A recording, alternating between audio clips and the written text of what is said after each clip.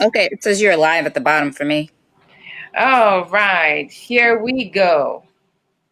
All right, all right. Hello, everybody. Welcome to this surprise broadcast that I did not schedule because I did not trust technology will work today. Um, I would like to speak today about healthy nutrition, and I have a nutritionist with me, Danielle. Danielle, welcome to Saturday Online Clinic. I kind of hid you from the audience. I'm going to put you back on, and then we will talk about healthy nutrition.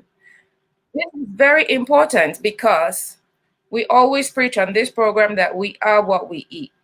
And then we overload our viewers and our audience about what to do, what to eat, how to eat. But we never quite talked with a professional about healthy nutrition. Okay. So today I reached out to you to speak with us about the importance of healthy nutrition. And I hope I'll be able to bring you in the studio. Can you see me, Danielle? I still can't see you, but I'm hearing you well.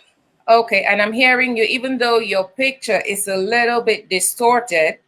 I hope that our viewers can at least listen and learn something from this broadcast. Okay.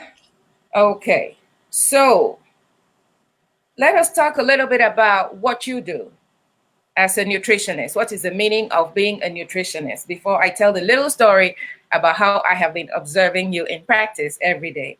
Go ahead, please, Danielle. Talk to us Okay. about what you do. So the one thing I want to clear up is usually there's a difference between a nutritionist and a registered dietitian. Now, Okay. sometimes to make things just easier and more palpable for someone, I'll prefer a nutritionist anyway, because I feel like using the term that's not as familiar really doesn't mean something when I'm trying to advise somebody.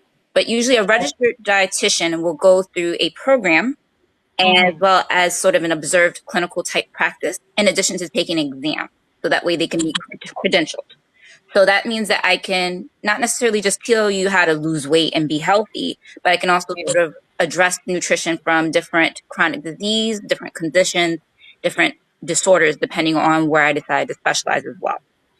Versus the nutritionist that can still give you a good amount of information and tell you how to eat healthy, but they don't necessarily take into account the clinical side of it. Okay. So you are both, you are a registered nutritionist, Correct. registered dietitian. Correct. You can both advise us clinically as well as, on the other side of things. What is your full name, please, and your full title? So I'm Danielle Davis. I can use the title registered dietitian or certified dietitian nutritionist. Okay. Thank you for taking time out to talk with us today. Let us understand clinically and otherwise the meaning of healthy nutrition. What are the basics of healthy nutrition? So when I was thinking about the question, the idea is to sometimes just make it very simple. So a lot Yes. of times we're looking to do, like you said, everything, and there's a whole lot of information. Start Yeah. off with the easiest piece of thing that we always know is healthy: more water. A lot of More times, water? yes, more water. A lot of times people will tell me I'm drinking tons of water. I can't physically drink enough water each day. But if you're having losses, if it's hot, if you're sweaty, if you're drinking beverages that really have a lot of sugar, replacing them with water is going to make a huge difference right away. You're going to feel better. You'll notice changes probably in your skin. Sometimes even with your regularity, you're going to the bathroom a little bit better. So the idea is sometimes just having more water is the first step. If you're Okay. if you're someone who doesn't eat in the morning, because I know sometimes that's a question too, having a glass of water in the morning is usually a good practice just to get you ready for the day. What about coffee? I'm a coffee person, but I think what has to sort of be realized is that for some people, coffee and caffeine in particular is sort of a stimulant. Yeah. So if you have heart palpitations, anxiety, anything that having the stimulant will sort of rev up, that type of caffeine from coffee may not be for you. Also, a lot of times the coffee itself isn't necessarily harm. It's what we're putting into the coffee.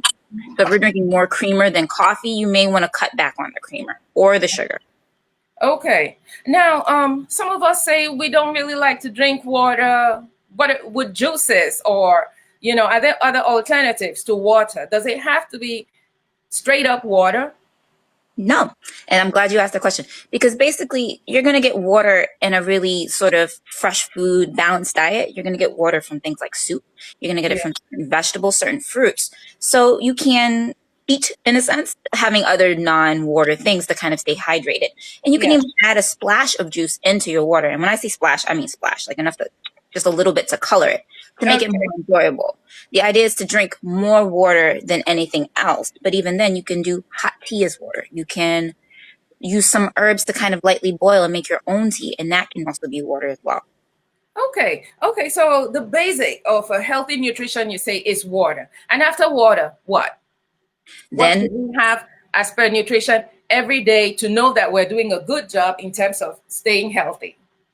so there's something I like that we teach to kids and families that we really should use for ourselves. It's you Yes. might have heard of it as a nurse. It's 5-2-1-0. 5 fruits and vegetables a day, 2 hours of screen time, and an hour of exercise, and zero sugar sweetened beverages. Can you Because say that again, please? Say that again. so 5-2-1-0. Yes. So 5 fruits and vegetables a day, Yes. 2 hours of screen time, and we can get back to what that means exactly. 1 hour of physical activity, and zero sugar and sweetened beverages. Zero sleep. Yeah. That's kind of not fair. Oh, okay. Right. All right. So let's talk in detail about the 5-2-1-0. Right. 5 fruits and vegetables every day. Talk to us about that. Right. So a lot of times, I think people have either a preconception that they have to be eating a certain type of vegetable, or they have to avoid certain types of fruit. Truth be told, if you're not eating enough of them, then anything you choose is going to be a benefit. These are our default vitamins. The idea of having like a balanced diet usually means that you're getting these foods in. So having, the same vegetable 3 times a day may be a benefit to you. You're having 3 servings of it 3 times a day. That may work for you. If you love a certain fruit and you could eat it every day, that can be one of your servings. So you're getting also a little bit of enjoyment, which is shown to be good for health. Mm-hmm. The screen time.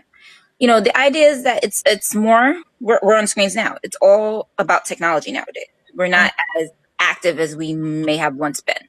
So it may be worthwhile to sort of cap how much time we're having for recreation versus like the screen time when we need it, right? Okay. And then the hour of physical activity, that's just movement. That's being more active than sedentary. So you should be the one to decide, how am I going to be active today? Am I running errands? Am I taking a walk? Am I doing a traditional gym class? But the idea is to try to at least move for the whole day. You have 24 hours. One of those hours movement, Okay. right? And then Yes. the only thing I really pick on and try to tell people to never really have is things like soda. Things that are very sweet usually don't have a place of health in the diet. So it doesn't mean that you can never have it. But if we're looking at a day-to-day basis, we want it to be as few or as little as possible. Okay. So Danielle, some of our viewers will send in questions as the interview goes. One of the questions I have here is, how many liters of water are we supposed to drink in a day? Okay. So just to sort of start off, there's a sex basis. So for males and females, the number will usually be a little bit different. And the males are always a little bit higher. Mm-hmm. So for most adults, about 2.5 liters. For men, 3 liters is usually enough. But it's usually based on your actual height and your weight. It depends on pretty much who you're seeing, how they decide to figure out that number for you. Mm-hmm. Right? So even then, a certain amount of the water you're going to also get, remember, from your food. So the idea of just drinking as much water as possible, maybe starting off with a minimum of 5 glasses and then working your way up to maybe for you 10, for others 9, others 7. If you're really small and petite, you don't necessarily need to drink 10 glasses of water. You could, but the idea is to start off with a base number and then just gently work up maybe 1 glass at a time. How big is the glass? So depending on your systems, right? Because in America, we use cups, which sometimes makes no sense. And then out of the rest of the world, they use metric. So a liter is usually 2,000. Yeah. And roughly a cup is going to be 240 milliliters. So if you think 2.5, that's about 10 glasses, right? For a man, it would be closer to maybe 12 or 13. Yeah. There's some conditions where you should also have less water. So you always have to check with your physician. And then there's other conditions like, for example, pregnancy, where you may need a little more water. So you always want to talk to a professional to make sure your needs are exact and customized for you. Okay. All right. Now, after water, and the 5210. Mhm. Let's talk about how many calories Mhm. we need to take in and how we manage our calories, because I think that people find it difficult to count exactly to arrive at a particular amount of calories that they're taking in a day. Give us an estimate, or how we can go about counting our calories or being aware of how much we're eating in one day. How much should we eat and how much we shouldn't really be eating. Right, right. So depending on when a person comes to me, I try to look at what they're currently doing and try to find them like a happy middle ground. So Hmm. if someone's very much into technology or even just sort of math-based things or tracking in a list, there are actually pretty decent apps out there. There's Yeah. no specific one that I think is better than the other. You generally just want to make sure they're using like verified food sources, not just what people put in there and their best guess. That's one way to track. The simpler way is to look at your plate, your My Plate method, and seeing Yes. how much of a section you're eating each day. Because even if you're not sure how many calories this has in comparison to something else, you're limiting yourself to a very specific quantity. So there's only so much you're going to be eating at that one time. And if half the plate is a fruit or a vegetable, those are usually low calorie items. So they're Yeah. not going to impact you negatively. If you eat Yeah. 2 cups worth of broccoli, you're not eating a lot of calories. You're actually eating a lot of fiber. You're getting in a lot of different vitamins. You're even getting in a good amount of water, depending on how you prepare it. So that plate method can be a really good way to kind of help you track your intake. And then as far as like your fun stuff, your discretionary calories, right? You might want to give yourself a very lofty limit, like maybe one a day for certain things that are very non-nutritious. Sometimes I will say even just kind of looking at it once or twice a week. So that way it doesn't escalate and get away from you. Hmm. All right. Okay. So, I would like you to talk to us about the clinical aspect of dieting. Let's Mhm. talk about lifestyle choice illnesses like diabetes, hypertension, and heart disease, which are the three big ones. Starting with Mhm. diabetes, what are the special considerations that somebody with diabetes should consider when they are making, foods for themselves and family members who might have diabetes as well? Right. So a lot of these chronic diseases will have some sort of commonality, right? Yeah. So when we're looking at diabetes, we always hear sugar first. And a lot of the times what I'll try to get people to realize is that there's different forms of sugar. You Yes. want to think about choosing the ones that are going to be more beneficial to you and having the ones that are less beneficial in your diet. So a lot of times I know people get the message to not have rice. And for a lot of folks, it's a cultural food. It's something you grew up eating. It's a staple. Lots of cultures eat rice. So if you still want to have rice, you have to look at how much rice you're having at one time. And usually it's the type of rice that matters. If you had yellow rice and white rice, but also wild rice. Wild rice is actually a grass higher in protein and fiber. Maybe you can do more of that and less of the white rice. The white rice is that fluffy, starchy part that's actually inside of brown rice. Once we remove that, we don't have the benefits of the fiber and the other nutrients that are usually in that whole grain. So you want to choose your whole grains for your carbs when possible. And you want to think about less processed foods. And the reason why it's less processed as opposed to unprocessed is that sometimes you can do frozen versions or simple versions of these healthy foods and not necessarily have to cook everything from scratch, which usually Yeah. involves an investment of time and knowledge.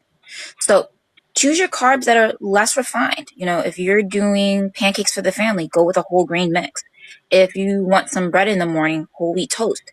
The idea is that you don't necessarily have to eliminate all sugars from the diet, but you're choosing very healthy ones. The ginger ale that you drink when you're sick, that's loaded with sugar. Can you switch to a ginger tea? If you like having a soda at the end of the day, can we do a seltzer? If you enjoy chocolate, can we maybe spread a little bit of cocoa powder on your oatmeal instead of having the candy?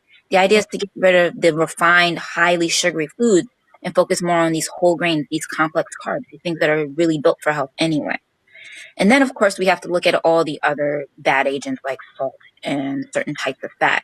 But those are usually found in foods that are highly processed or fast foods. So usually when you start to try to do to a less processed diet, you will notice these improvements in your health. Okay, so Danielle, scientifically, everything we take into our system gets broken down into carbon, hydrogen, and oxygen, CHO, which is the basic building block of sugars. That means that whatever we put in is changed to sugar, right? Right. Some And type it's of. Yes. Sugar. Yeah. Right, in a sense, right. Right. Our primary preferred fuel source for our body and our brain is glucose. So Yes. usually our body's going to actually try to take glucose and convert it into what's ATP. So that's what we actually run on. We run on this thing called ATP. That's Yes. pretty much Adenosine how we triglyceride. respond. Like Yeah. you know. So the idea is that we take the sugar and we refine it into something we can use. Now, if you eliminate all your sugar, your body does have a clever way of making other forms of energy. But Yes. the idea is that we never want to push things too far to the limit. So that's what I'm saying. When you're diabetic, you still want to have some carbohydrates in your diet. Mhm. Most of the time, we will try to sort of skew it where it's only half of your calorie intake for the day, Yes. based on your needs, to be carbohydrate. And then you get the rest of your energy from protein and fats, in a sense. Mhm. So the idea is to choose the healthy carbs. And everyone has different preferences. So it's choosing the ones that work for you. All right. Okay. So, are you familiar with African foods? Some. Tell me some of the African foods you're familiar with.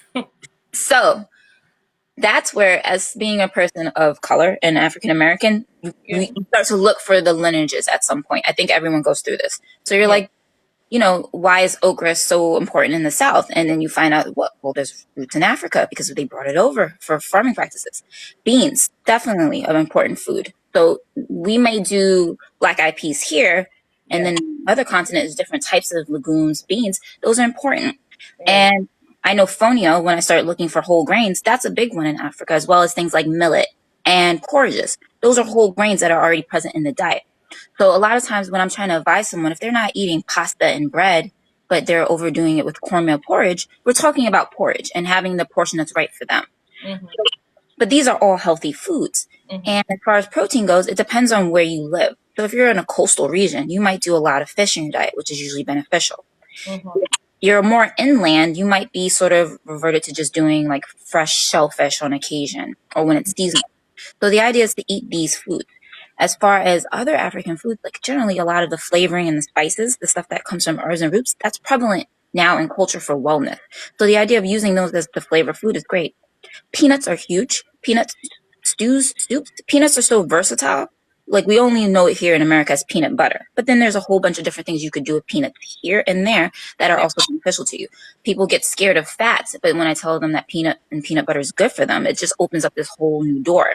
And so usually I'm advising people on these very general foods. And then I ask. When I don't know something, I need to ask. I can't just assume I know every food. So if there's something that you eat, please let me know so that way I can kind of help you identify it. Someone brought up a grain to me in a Latin American culture that I had never heard of, but asked questions like, is it chewy versus soft? Usually if something's chewy, it's very fibrous. How do you usually prepare it? What do you eat with it? So that way we can talk about the correct amount for your person and for your day-to-day needs. Oh, right. This is interesting. So next time we meet, I'm gonna talk to you. I'm gonna tell you about fufu. I'm gonna tell you about gari. You know about fufu? Yes. You know about fufu? Yes. Yes. Someone told me that there's different types of fufu, and that blew my mind. And I was like, I would probably enjoy all of them. Okay.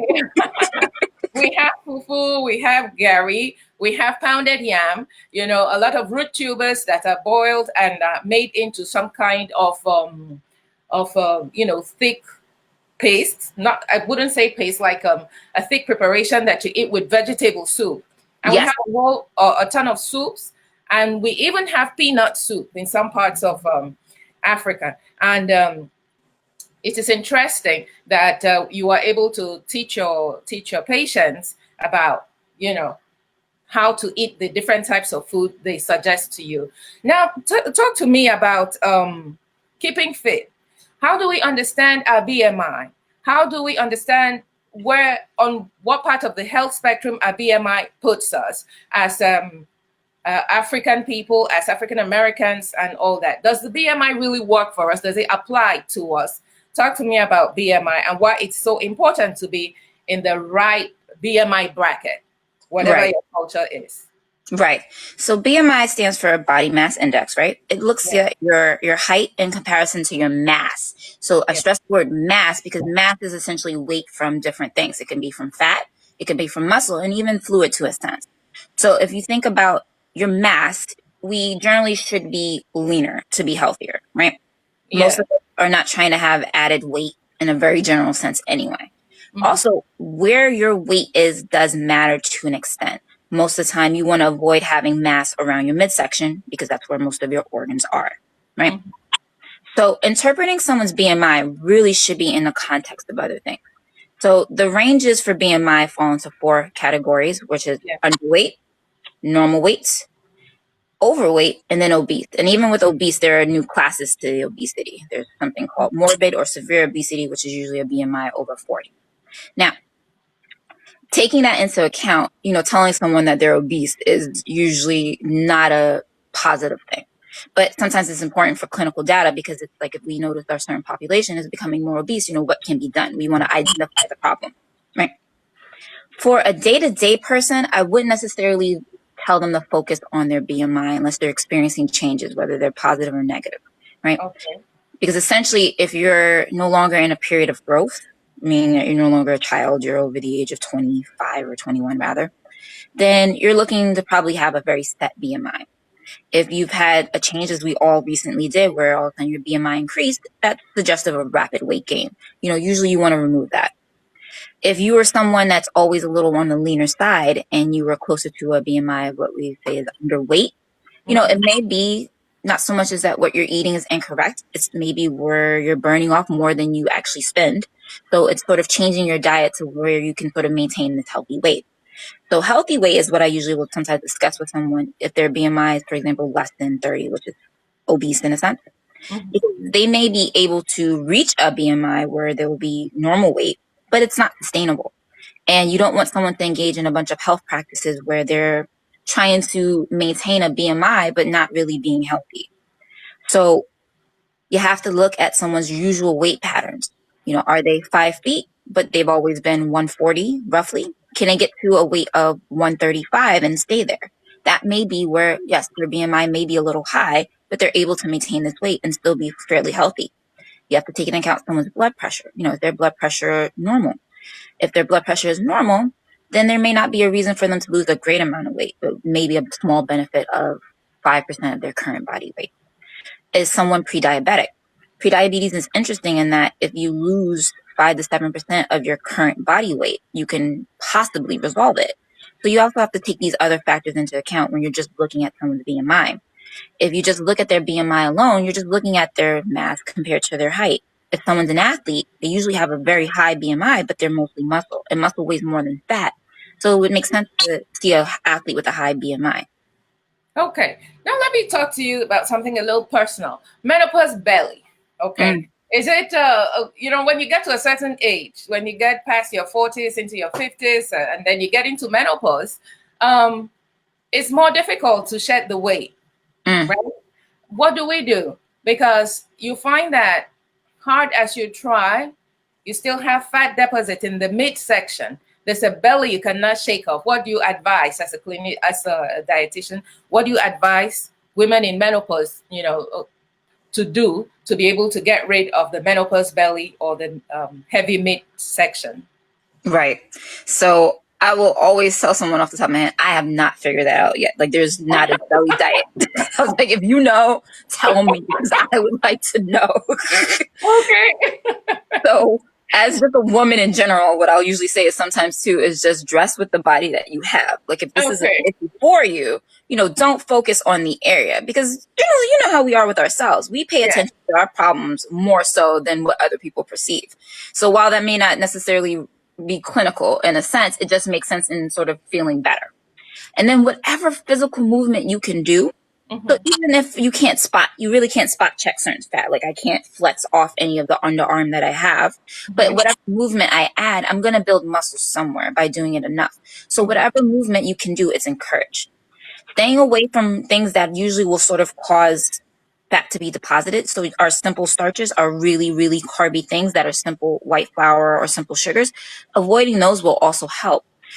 With menopause too, if you're experiencing hot flashes, sometimes it's worthwhile looking into sort of more plant-based foods, not because you're going to be on an anti-inflammatory diet, but the idea is that you're just looking for things that are usually healthy and beneficial for you anyway, that you may be eating, but now you might want to try it in a more prescribed format. Maybe you want to increase how much fiber you're having. So talking to a dietitian for a personalized plan for you could really be beneficial. There won't be exactly a diet online where you can follow, but maybe just sort of going through what kinds of foods you can add, what things you can kind of decrease will be helpful to you. And then you might shed a couple of pounds on the belly and all of a sudden feel a lot better. So the idea is that it kind of works in tandem. But unfortunately, there's no exact diet or food that I found that can definitely burn off belly fat. Okay. All right. Would you condone or frown upon a little nip tuck in the belly section? You know what? I think that's a personal thing. And I think for the most part, if you're healthy and it's safe, that's something Yeah. you can do. Because we do cosmetic procedures for other reasons all the time now. And now Yeah. we have access to them. As long as they've been studied for a period of years and the side effects are minimal, then that's something that could be done. So, for example, if you sweat a lot, there's Botox for those glands, right? Yes. Botox is a it's clearly not something that you would want to do on your own. But if it's safe and your doctor okays it, then go for it. Because the idea is sometimes wellness isn't just straight clinical, right? It's a feeling of sort of achieving your health goal. Too often we equate being unhealthy with a value as a person. You know, the idea is that health is for everyone. So if you feel as if getting a couple of procedures is going to make you feel better and healthy and worthwhile, then you should go for it. As long as you're doing it in a safe manner, then Yes. it's something for you. All right. Okay, Danielle, I want to say thank you for taking time to spend your afternoon with us and share what you know and share knowledge with us. In parting, in closing, what would you say to our viewers? What would you want them to go home with, from this interview? So we all do something that's healthy. Celebrate it. The idea is that we're all trying to do the best thing we possibly can at every given moment. Don't Mhm. look for perfection, look for perseverance. Okay. Thank you very much. And this is where we call it a day on Saturday Online Clinic. I hope you all were able to learn something from this conversation. I look forward to talking with you in subsequent episodes, sharing questions from our audience. I'd like to say thank you for spending your afternoon with us, to our audience, and thank you to our in-house clinician. And thank you very much, Danielle. And thank you for having me. I did appreciate this. This was fun. Thank you. Good night. Goodbye. All right, everybody. That was a surprise broadcast. And I definitely will bring Danielle back to talk a little more with us, this time on African foods and how we can use African recipes to heal ourselves. Trust that I will run by her our foods, our vegetable soups, stews, what we really call the African diet. I'll run that by her and discuss that in depth because I really want to explore how African diet can help heal us and keep us healthy. Okay, it is about time that we're able to package our diets and put it on the world market. When somebody talks about Chinese food, you have an idea of what it is. When they talk about Mediterranean diets, you have an idea of what it is. I sincerely believe that it is time we package, or we were able to package African foods and put it on the world stage. And the only way to do this is by thoroughly researching and understanding what health values and benefits are inherent in African foods, how many calories you get from a particular food, how much you should eat of a particular food, and what health benefits different vegetables and soups, confer on our own health. Okay, so until next Saturday, or whenever I find out this information, I will share. But next Saturday, I hope to reach you with another very exciting episode of Saturday Online Clinic. For now, I'd like to say good night, God bless, take care of yourselves and of each other. Bye-bye. Thank you, Danielle. Thank you.